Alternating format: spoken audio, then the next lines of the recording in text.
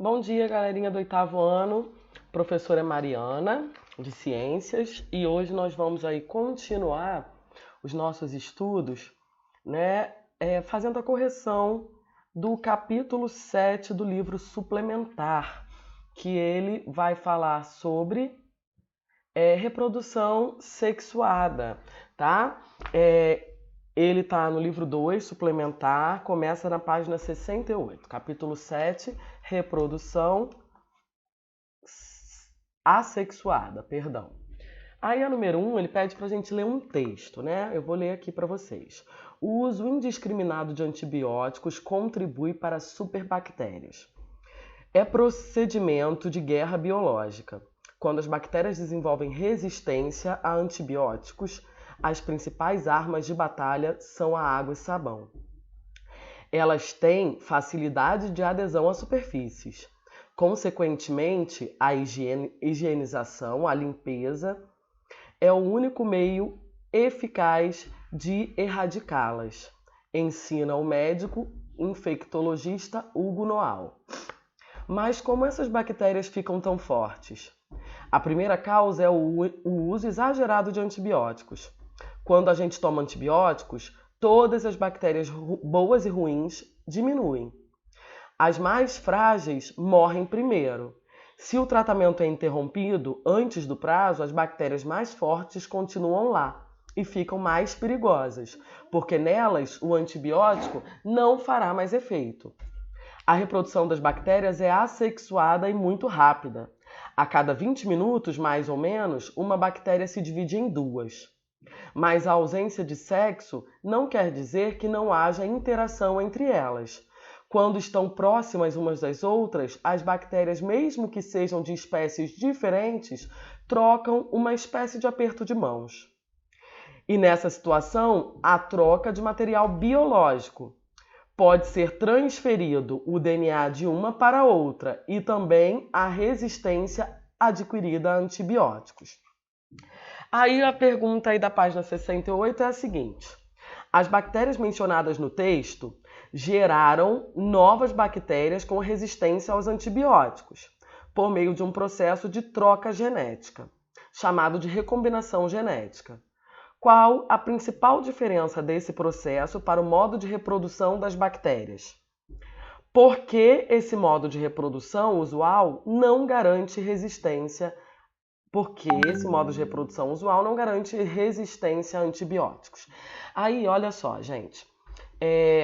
A reprodução assexuada das bactérias, né, que é a divisão binária, onde ela simplesmente se divide em duas clones idênticos, as bactérias elas não vão ter a variabilidade genética, né? Quando não ocorre o processo de recombinação genética. Quando elas só se dividem em duas totalmente idênticas, elas vão ser idênticas. Então, não vai ter uma com mais resistência que a outra. Elas vão ser idênticas.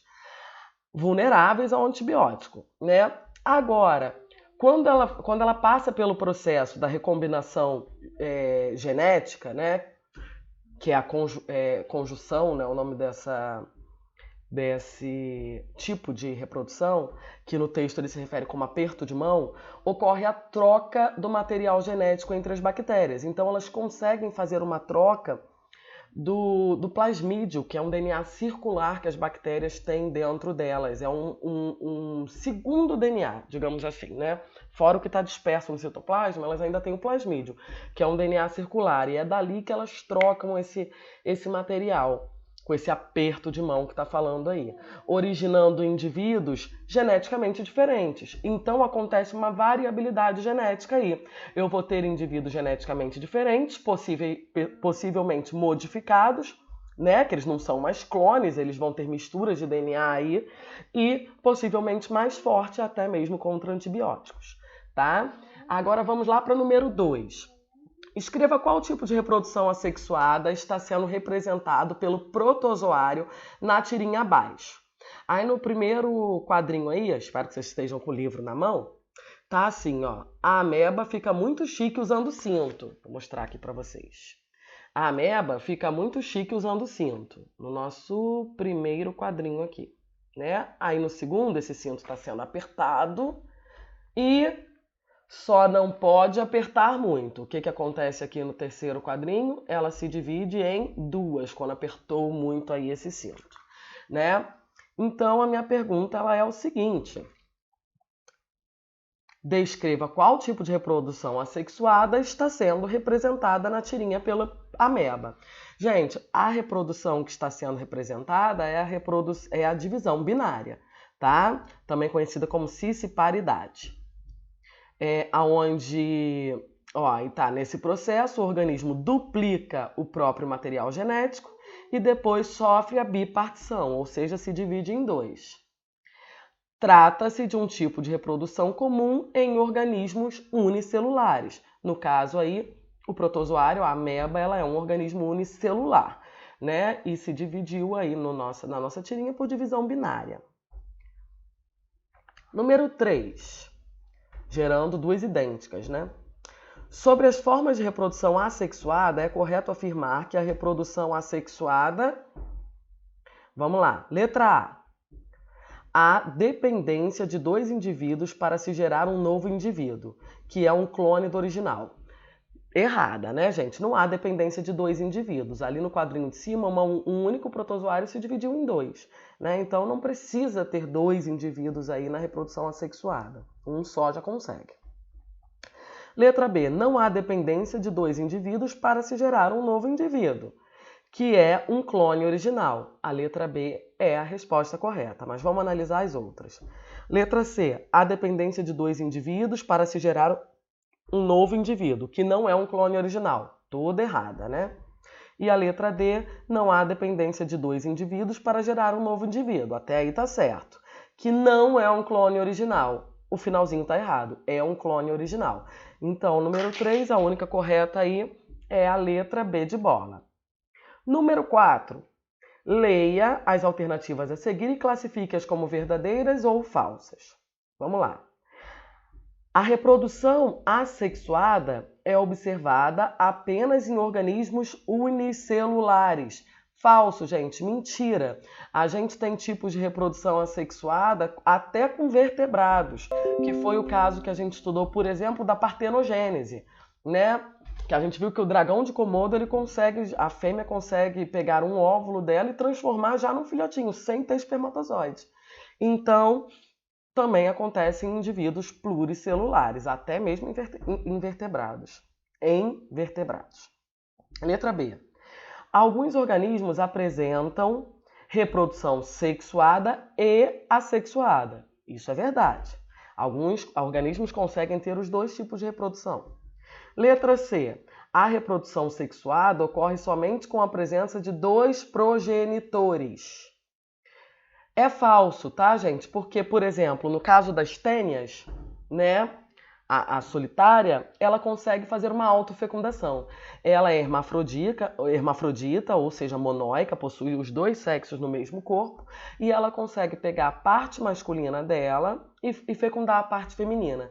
Então, nem sempre vai precisar do macho e da fêmea, no caso dos organismos monóicos com autofecundação. Letra D. Os seres vivos reproduzidos por reprodução assexuada são clones. Verdade, eles são geneticamente idênticos.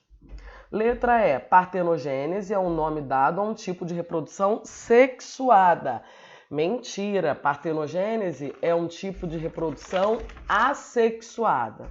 Tá? Agora vamos lá na número 5. Tem outra tirinha aí. Analise a tirinha a seguir e responda as questões propostas. Aí tá assim. Se rei Salomão fosse uma planária. Primeiro quadrinho. Majestade, estas assexuadas disputam a posse do mesmo bebê. Segundo quadrinho.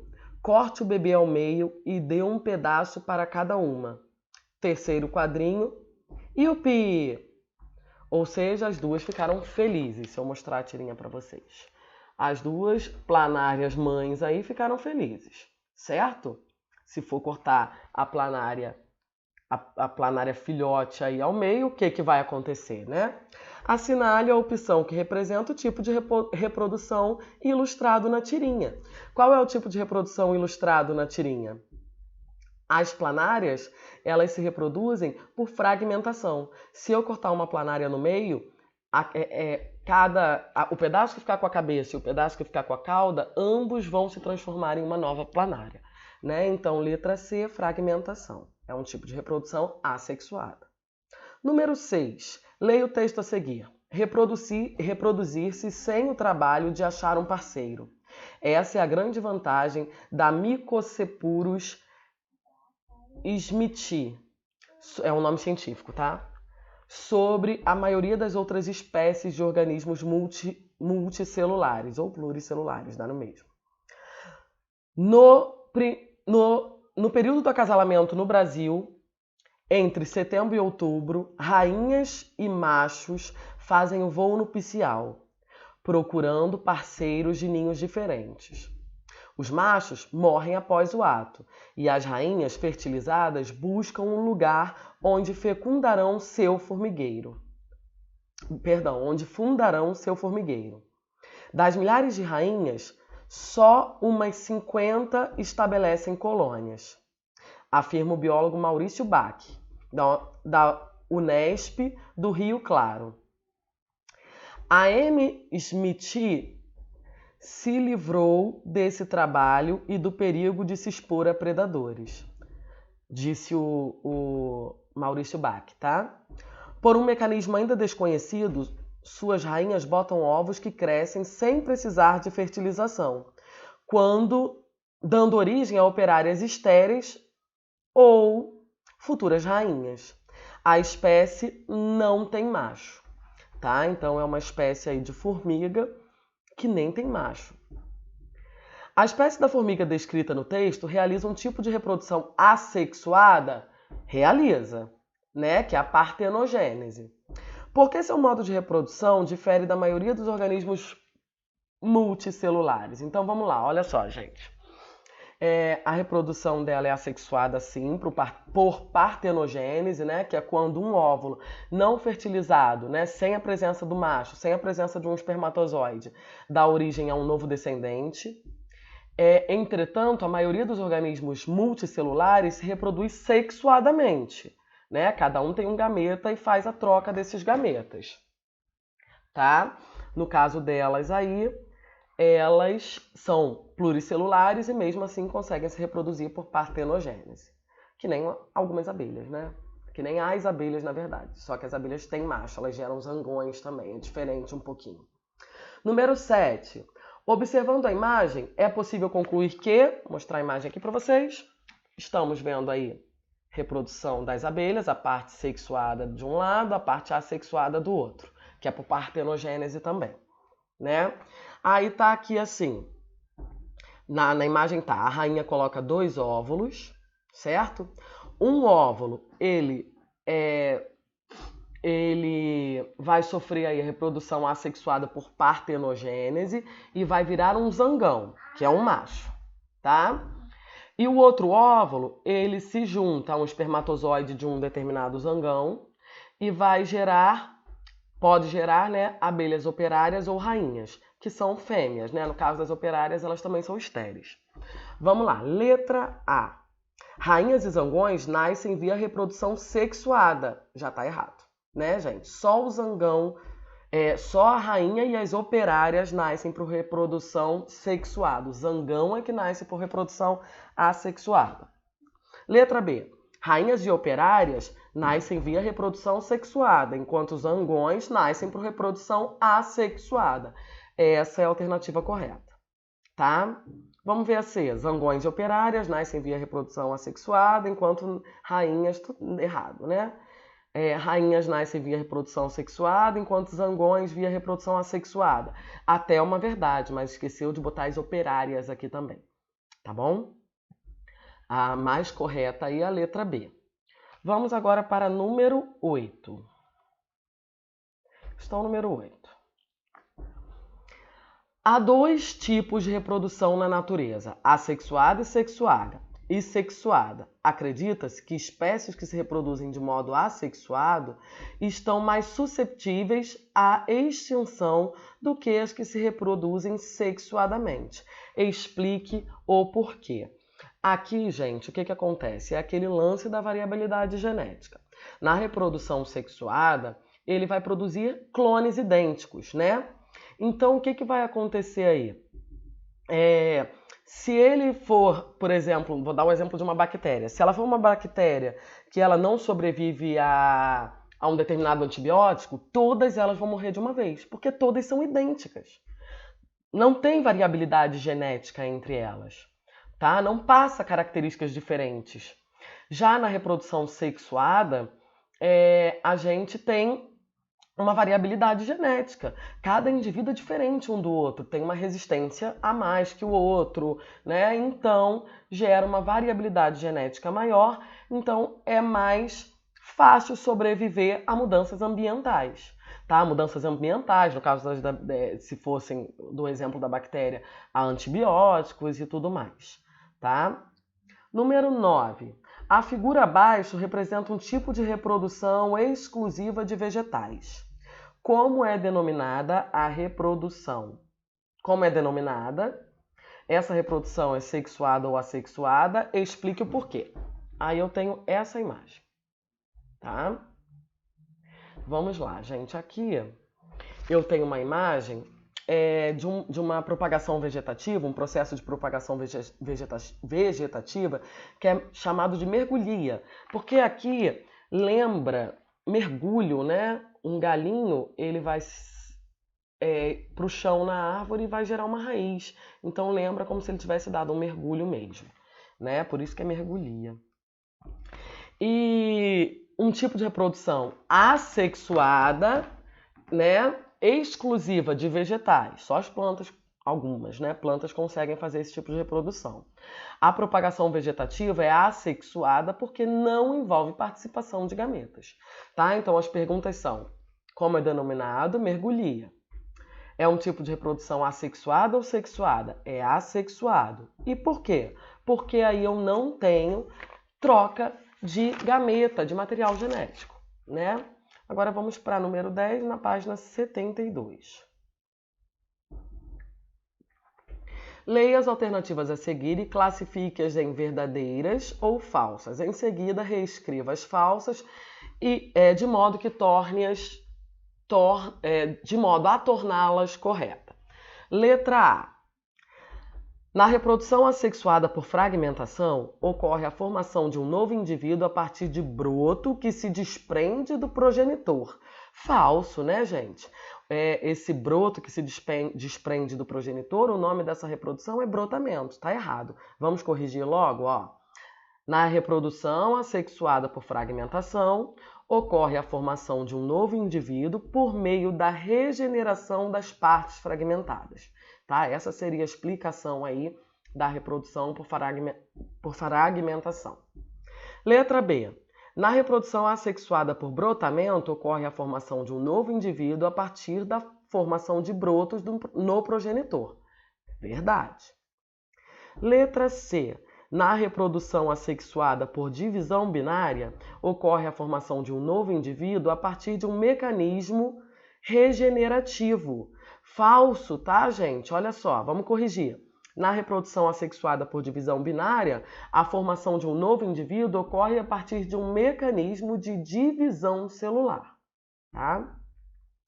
Letra D. Na reprodução assexuada por partenogênese, ocorre a formação de um novo indivíduo por meio de um óvulo não fecundado. Verdade. E letra E. Na reprodução assexuada por esporulação, ocorre a formação de um novo indivíduo por meio da liberação de esporos. Verdade também. Tá, gente? Aí vamos aí para a nossa última questão do capítulo 7 do livro suplementar 2. Né? A questão 11. Uma forma de se plantar goiabeiras é removendo galhos novos de uma planta adulta, que contenham estruturas germinativas, e fixá-las ao solo. Pode-se utilizar o auxílio de um sustentáculo.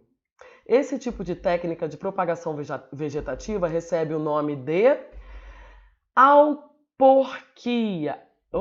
Desculpa, gente. Estaquia, tá? Alternativa correta, letra D, que vem da estaca, né? Que é quando você, na reprodução por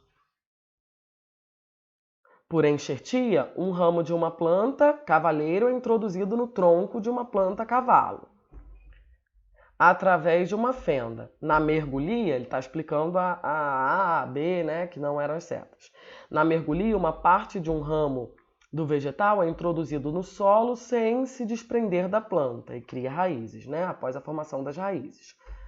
Da parte enterrada, separa-se o ramo da planta.